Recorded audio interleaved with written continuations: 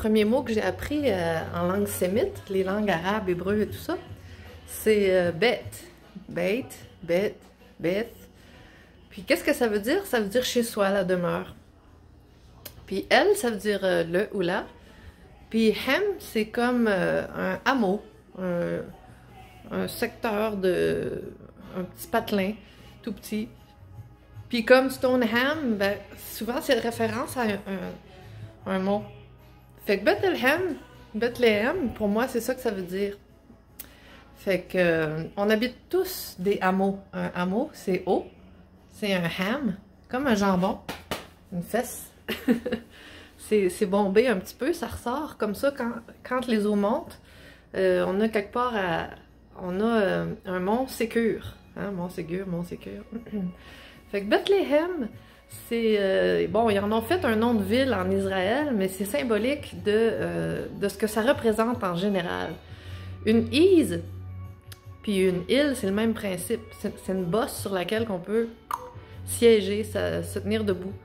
Ça peut devenir notre milieu de vie. Fait que El Issa Beth, c'est le même principe que Bethléem.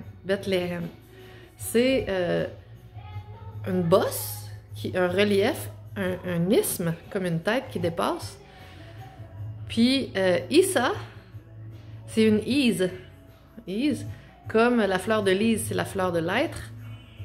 Fait que je sais pas si vous suivez mon fil ici, mais tous les lieux de vie en réalité sont un site, une cité, souvent surélevé parce que c'est ce qui fait qu'on peut en faire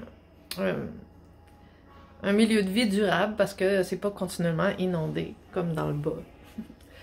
Fait que Elisabeth, c'est avant d'être une reine, c'est un lieu qui règne parce qu'il est plus haut que les autres, tu comprends? C'est pour ça qu'il règne.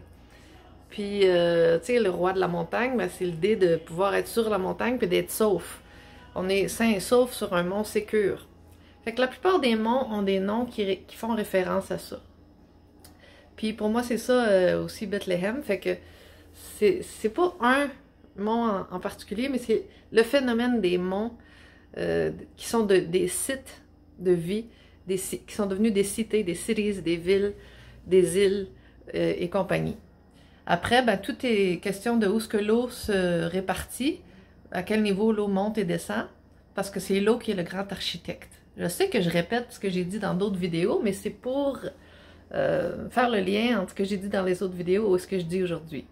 Fait que, El Ham, c'est un ham, c'est un mont, c'est une bosse, c'est un isthme. Puis c'est un être aussi, parce que chaque lieu a un esprit. Chaque lieu qui est un vortex toroïdal est comme nous-mêmes, c'est un être. Fait que Isis, c'est un être en présence. Les deux yeux, Isis, Osiris. Fait que il y a l'esprit du lieu dans les montagnes. C'est pour ça qu'il y a un esprit du lieu présent dans les buildings, les bâtisses comme les églises, les cathédrales, c'est des cathodes à rayonnement. C'est des cathodes à rayonnement. Du champ électromagnétique. Puis les towers, les tours, ça tire, ça a un lien avec l'eau. Tout est lié à l'eau parce que tout passe par l'eau dans notre monde physique. Fait que bon, ben, c'est juste des petites bribes là, garochées un peu en coq à l'âne comme d'habitude, mais Elisabeth, Mont Ségur, c'est un mont Sécure. Puis c'est quoi qu'on disait, Bethléem, c'est toujours le même principe, c'est un lieu qui nous sauve. Avec le sauveur. Ok, ciao, merci.